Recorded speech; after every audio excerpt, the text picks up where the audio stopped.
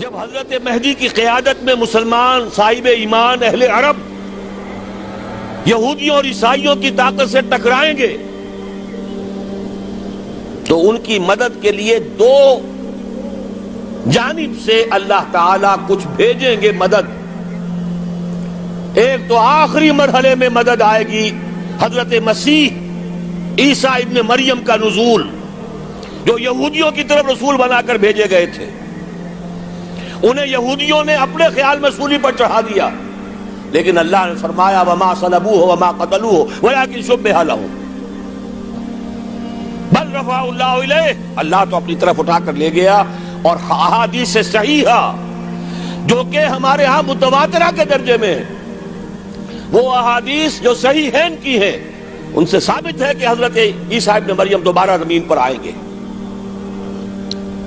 اور یہودیوں کا سب سے بڑا سرغنہ جو خود مسیح ہونے ہی کا دعویٰ کر رہا ہوگا، مسیح الدجال، اسے حضرت مسیح قتل کرے گے. لیکن ایک دوسری حدیث سے معلوم ہوتا ہے کہ مشرق سے فوجیں آئیں گی حضرت مہدی کی مدد کے لیے. یخرجون ناس من المشرق یؤدون للمہدی یعنی سلطانہ. مشرق کی طرف سے فوجیں آئیں گی کہ جو مہدی کی حکومت کو مستحکم کریں گی. خراسان کا لفظ آتا ہے ایک دوسری حدیث میں. خراسان سے سیاہ عالم چلیں گے، انہیں کوئی نہیں روک سکے گا یہاں تک کہ وہ یروشلم میں جا کر رسم ہو جائیں گے.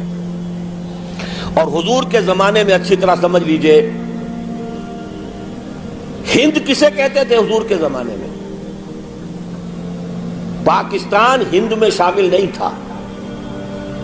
سندھ و ہند، سندھ ایک مکمل ملک تھا، ہند اس کے بعد شروع ہوتا تھا. یہ راجپوتانے کا اور تھر کا ڈیزرٹ جو ہے، اس سے آگے جو ہندوستان ہے وہ ہند تھا. یہ جو ہمارا پاکستان ہے یہ ہمیشہ ہند میں شامل نہیں رہا. حضور کے زمانے میں بالخصوص سندھ و ہند، دریائے سندھ چلا آ رہا ہے. یہ ساری ٹریبیوٹریز جو پنجاب کے اندر اس کی ہیں، یہ سب ایک علیحدہ ملک ہے جو اس زمانے میں سندھ کہلاتا تھا. اور نمبر 2 یاد کیجئے، اس زمانے میں خراسان ایک علاقہ تھا جس میں موجودہ افغانستان کا 2/3، تھوڑا سا حصہ ایران کا، اور جہاں تک میں تحقیق کر سکا ہوں آج تک پاکستان کا بھی علاقہ، خاص طور پر مالاکنڈ ڈویژن جو اس خراسان میں شامل ہے. خراسان سے سیاہ عالم چلیں گے جو جا کر یروشلم میں نصب ہوں گے. یہاں بھی ایک نقطہ نوٹ کر لیجئے، پہلے بھی یروشلم ہم سے چھینا تھا. کس نے چھینا تھا؟ عیسائیوں نے، کروسیڈرز. واپس کون لیا؟ کس نے لیا؟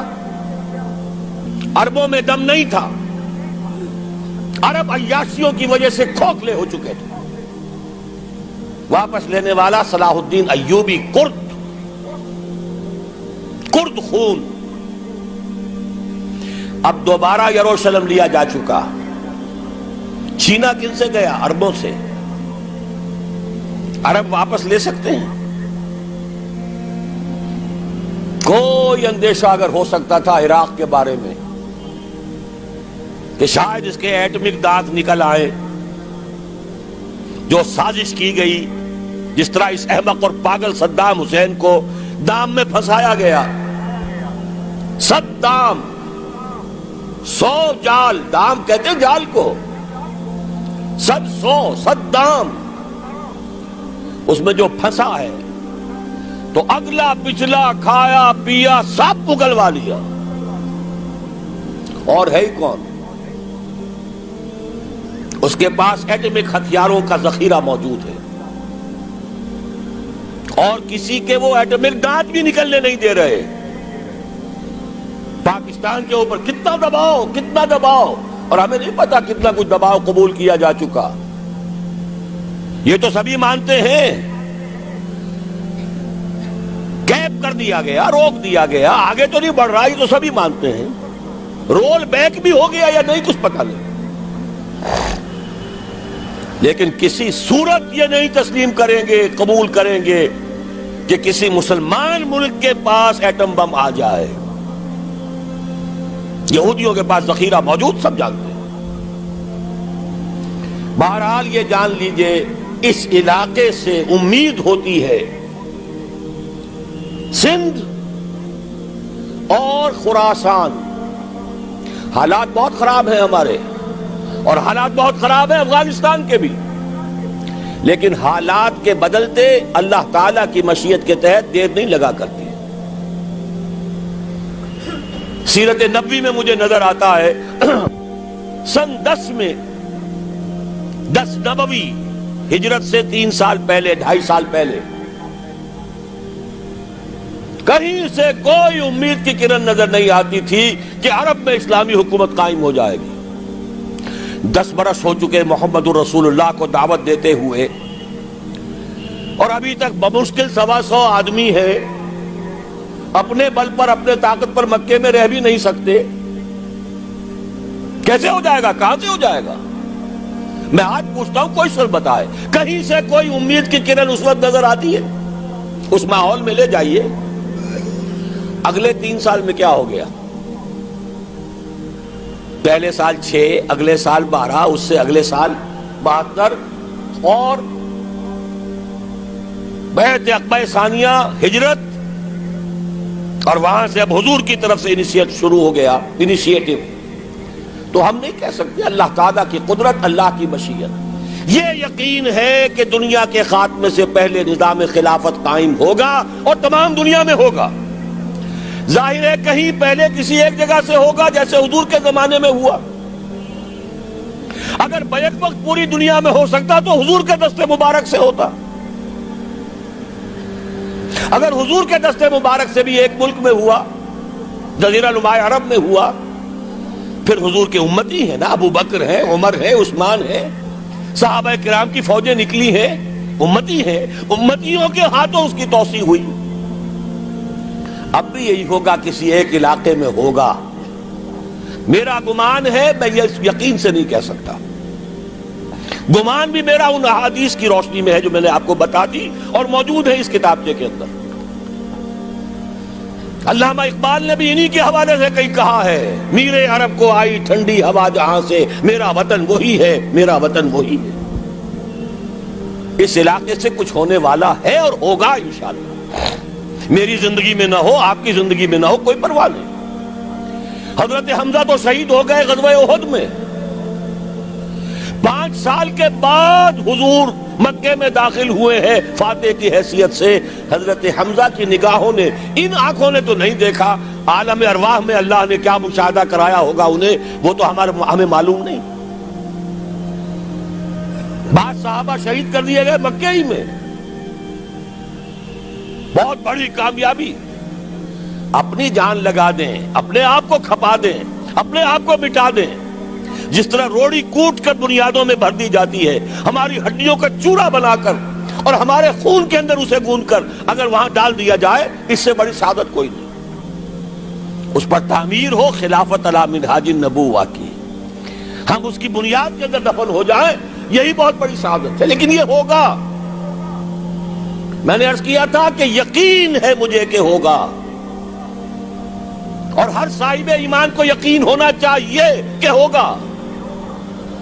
باقی یہ کہ یہ آثار ہیں اور احادیث بھی ہیں، اور 400 برس کی تاریخ بھی بتاتی ہے کہ یہیں سے ہوگا. 1000 برس تک سارے مجددین امت عالم عرب میں پیدا ہوئے. 11ویں صدی کا مجدد اعظم شیخ احمد سرہندی کہاں دفن ہے؟ سرہند میں، ہندوستان میں. 12ویں صدی کا مجدد اعظم شاہ ولی اللہ دہلوی کہاں دفن ہے؟ دہلی میں. 13ویں صدی کا مجدد اعظم سید احمد بریلوی، ان کے تو قبر بھی معلوم نہیں، لیکن ان کا خون جذب ہوا دریائے کنہار میں، اور ان کے سینکڑوں ساتھیوں کی لاشیں اس بالا کوٹ کے مقام پر. 14ویں صدی کے مجدد اعظم شیخ الہند، لیکن ان کے ساتھ ساتھ اتنے اعظم رجال علامہ اقبال جیسا مفکر، مولانا مودودی جیسا مصنف، مولانا الیاس جیسا مبلغ، کہیں اور ہمیں دکھا دیجئے آپ۔ میں کل کہیں عرض کر رہا تھا، دیکھیے پہلے جو ہے 1000 برس تک ہر خیر ہندوستان میں باہر سے آ رہا تھا۔ معین الدین اجمیری باہر سے آ رہے ہیں، شیخ علی حجویری باہر سے آ رہے ہیں، سندھ میں جتنے اولیاء دفن ہیں سب کے سب باہر سے، ایران سے چلے آ رہے ہیں۔ لیکن جیسے ہی 11ویں صدی شروع ہوئی، ریورس ہو گیا آرڈر۔ اب سلسلہ مجددیہ نقشبندیہ اب ہندوستان سے نکل کر پھیل رہا ہے۔ پورا افغانستان، پورا ترکستان، تمام یہ ترک ریاستیں جو آزاد ہوئی ہیں ابھی USSR کے خاتمے کے بعد، یہاں تک کہ سائپرس، جزیرہ قبرص، پورا ترکی جو اب بھی ہے موجودہ ترکی، سلسلہ مجددیہ نقشبندیہ کہاں سے چلا؟ ہندوستان سے پھیل گیا پورے عالم اسلام۔ مفکر، علماء دین کا اور تمام علوم دینی کا مجدد شاہ ولی اللہ دہلوی، خالص ترین جہاد فی سبیل اللہ دور صحابہ کے بعد جماعت مجاہدین جام شہادت نوش کیا، سینکڑوں ہمارے مجاہدین۔ پھر 14ویں صدی میں اقبال جیسا مفکر، مودودی جیسا، دوبارہ دوہرا رہا ہوں، مصنف، مولانا الیاس جیسا مبلغ، مجھے تو کہیں نظر نہیں آتا۔ تمام مسلمان ممالک آزاد ہوئے، کہیں اسلام کا نام نہیں لگا، نہ سیوکارنوں نے نعرہ لگایا، نہ کہیں کسی اور نے نعرہ لگایا۔ عربوں نے بھی عرب نیشنلزم کا نعرہ لگایا، اسلام کا نعرہ نہیں۔ تحریک پاکستان میں نعرہ لگا، پاکستان کا مطلب کیا؟ لا الہ الا اللہ۔ صبح عرض کر چکا ہوں، تحریک خلافت پوری دنیا میں کہیں نہیں، صرف بر عظیم پاک و ہند میں۔ اور کیسی تحریک خلافت کہ ہندو شریک ہوئے، گاندھی شامل ہوا، پورے ہندوستان کو جس نے گنجا دیا۔ یہ دوسری بات ہے کہ جب خود مصطفیٰ کمال نے ختم کر دیا تو اب کیا کرتے؟ مدعی سست گواہ چست۔ نوٹ کرنے کی بات ہے، کچھ آثار ہیں، 400 سال کی تاریخ ہے، بتا رہی ہے پاکستان کا قیام خود ایک معجزہ۔ یہ ساری چیزیں مشیت ایزدی میں کسی بڑے خیر کا پیش خیمہ ہے۔